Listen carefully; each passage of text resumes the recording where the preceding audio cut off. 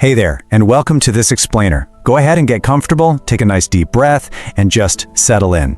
You know, as a health educator, I spend a lot of my days sitting down with patients who are feeling completely overwhelmed, and honestly, confused, maybe even a little frightened by all the heavy medical jargon out there. So today, we're creating a totally safe space to just figure this out. We are going to take a topic that carries a ton of fear and mystery, cancer, and we're going to break the whole shebang down together, step by step. By the time we wrap up, you'll have a crystal clear understanding of what's actually going on beneath the skin. All right, let's dive right into this. I want you to just sit with this question for a second. What if something inside your body quietly turned against you? No pain, no warning sirens, without you even noticing. Think about it. When we catch a cold or the flu, the symptoms hit us right away, right? We cough, our joints ache, we spike a fever. Our body is literally sounding a massive alarm. But this is entirely different. This is a hidden threat, one that develops in absolute silence, which makes it incredibly easy to ignore until it's much further along. I actually use this phrase with my patients all the time, a quiet rebellion from within. I really want to strip the mystery away from the word cancer. It is not some external attack. It's not an invader from the outside world like a virus or a bacteria.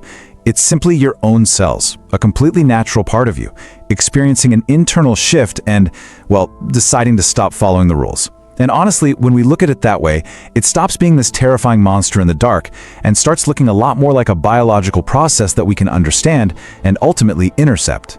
To make sense of this process, we're going to walk through 4 simple steps today. Normal cellular balance, the first mutation, benign versus malignant tumors, and finally, hijacking your body's resources. Simple enough, right? Let's get going.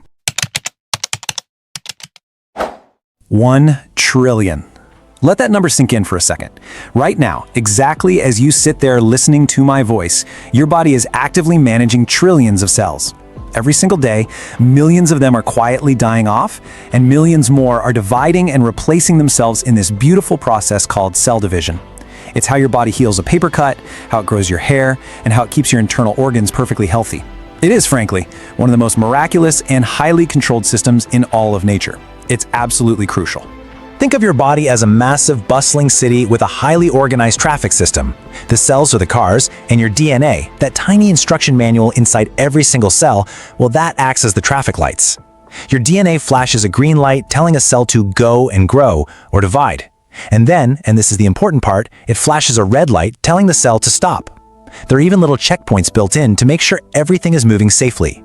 When this system works, you have perfect balance. Old cells are safely cleared out, and new ones only grow exactly when they're needed. Let's demystify a really scary sounding word, mutation. We hear that word in science fiction movies, and it sounds absolutely terrifying. But in medical reality, a mutation is simply a typo. Remember how your DNA is basically an instruction manual?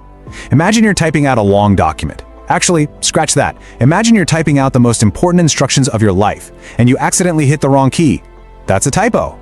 Sometimes, a typo in a cell's DNA is completely harmless. Nobody even notices. But other times, that typo accidentally deletes or changes the very specific instructions that control those stop and grow commands we just talked about. Now, you might be wondering, why did these typos even happen in the first place? Well, sometimes they're linked to external factors, like smoking, which literally coats your cells in harmful substances that damage the DNA. Sometimes it's radiation from way too much sun exposure or heavy chemical exposure. But I really want to reassure you here, and I tell this to my patients all the time, sometimes it is simply a random cellular copying error. Every single time a cell divides, it has to copy billions of pieces of genetic code. Occasionally, just by pure random chance, a mistake slips through the cracks. It doesn't mean you did anything wrong. But here's the catch. When that specific typo hits the cell's traffic light system, that cell goes totally rogue. It completely stops cooperating with the rest of the city. It ignores the red light telling it to stop growing, and even worse, it ignores the body's natural signal that tells damaged cells to quietly and peacefully die, a really vital process called programmed cell death. Instead, this rogue cell survives, it keeps taking up space, and it begins to illegally copy itself, passing that exact same broken instruction manual onto all of its new copies. 1. This massive, life-altering condition that we call cancer doesn't start as some huge, obvious problem. It starts with just one single cell. One change. One tiny, microscopic mistake that went uncorrected. Long before you ever feel a lump, long before you ever feel tired, long before any scan shows absolutely anything. It starts right here, with just one. Moving right along to step 3, benign versus malignant tumors. So as that rogue cell multiplies, it gathers into a mass, what we call a tumor. First up, we have the benign tumor. I always like to describe a benign tumor as the quiet neighbor. This is a mass of cells that stays contained in one specific place. It grows slowly, and most importantly, it respects the property lines. It doesn't invade the nearby tissues. Often, if a patient has a benign tumor, they can just live with it quietly without it causing any serious harm to the body, simply because it keeps to itself. But on the other hand, we have the malignant tumor. And this is where the actual word cancer comes into play. If a benign tumor is the quiet neighbor, a malignant tumor is the destructive neighbor. This is the neighbor who doesn't just stay in their yard, they start breaking through your fences, smashing right through your walls, damaging your property, and aggressively taking over areas that simply do not belong to them. They break literally all the rules. So to sum that up, benign stays contained, while malignant spreads and creates absolute chaos. What makes malignant tumors so incredibly dangerous isn't just the fact that they're growing, it's their behavior. They push aggressively into vital organs, they block your normal biological processes, and they have the terrifying potential to break off and spread to completely different parts of your body. They systematically destroy the very systems that are working so hard to keep you alive. To really understand how this growth physically impacts you on a day-to-day basis, we have to talk about fuel. Every single cell in your body needs resources. They need oxygen and nutrients delivered straight through your bloodstream. Usually, your body distributes this very fairly, making sure every organ gets exactly what it needs. But cancer? Cancer is incredibly greedy. It actively competes with your healthy tissues. It acts like this uninvited, rogue system that just aggressively taps into your body's main supply lines, hoarding way more than its fair share. And here's how that hijacking actually goes down. First, the tumor experiences rapid growth. To fuel all that expansion, it causes severe resource depletion, literally sucking the energy away from the rest of your body. Finally, we get to a process called angiogenesis. Big medical word, right? But what it literally means is the creation of new blood vessels. The tumor is so desperate for fuel that it sends out chemical signals, totally tricking your body into building a custom VIP pipeline of new blood vessels that route directly into the tumor. It physically rewires your internal plumbing so as to guarantee it gets a steady, endless flow of your oxygen and nutrients. So, let's connect all these invisible cellular actions to the real world, to what you, the patient, actually feel. Because this isn't just in your head. When a tumor is stealing your nutrients and building its own blood pipelines, you feel it, big time. You experience constant fatigue and weakness. I mean, no matter how much you sleep, you are exhausted because your healthy cells are literally being starved of energy.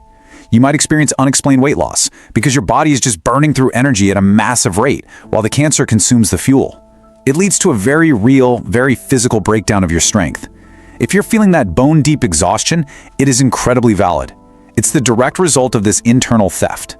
At the end of the day, cancer prioritizes its own survival over absolutely everything else.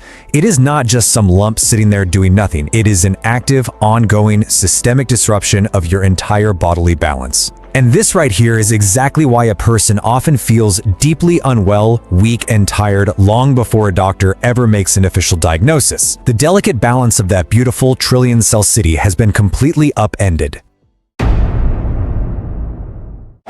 Here's our roadmap for today. First, we'll look at how cancer can hide in plain sight, outsmarting our body's natural defenses. Then we'll get into how it spreads, a process called metastasis. After that, the focus is going to shift to you, the early signals your body might be sending and what you can do about it. And we'll finish up by looking at the incredible modern treatments we have available today. All right, let's start with section 1.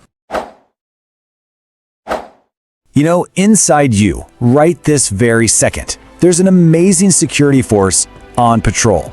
It's your immune system, and it is constantly checking every single cell, almost like it's asking for an ID. If it finds a cell that's damaged or an intruder, it just gets rid of it. Quietly, efficiently, billions and billions of times over your lifetime. It's pretty close to a perfect defense. So that leads to the big question, right? If our immune system is so good at its job, how on earth does cancer ever get a foothold? Well, the answer is, it's pretty clever. It's not really about a failure of your immune system. It's all about deception. This slide really shows you the strategy perfectly. See, on the left, that's a typical abnormal cell. It looks wrong, and the immune system spots it and takes it out, no problem. But on the right, that's the cancer cell's trick. It learns to wear a disguise. It changes its surface to look just like a healthy, normal cell. It's like a spy with a perfect fake ID, just walking right past the security guards. And the deception, it actually goes even deeper. Some cancer cells start sending out signals that are basically like a do not disturb sign, telling the immune cells to just move along, nothing to see here. Others build a kind of physical shield around themselves, almost like a fortress that the immune cells can't get through. And maybe the sneakiest tactic of all is that it grows so slowly, so gradually. It's not a big, sudden invasion that sets off all the alarms. It's this slow, quiet infiltration that can go completely unnoticed for years. Okay, so now we get to a really critical turning point in this whole process. Once a cancer has set up a home base, it can develop its most dangerous ability, the power to spread.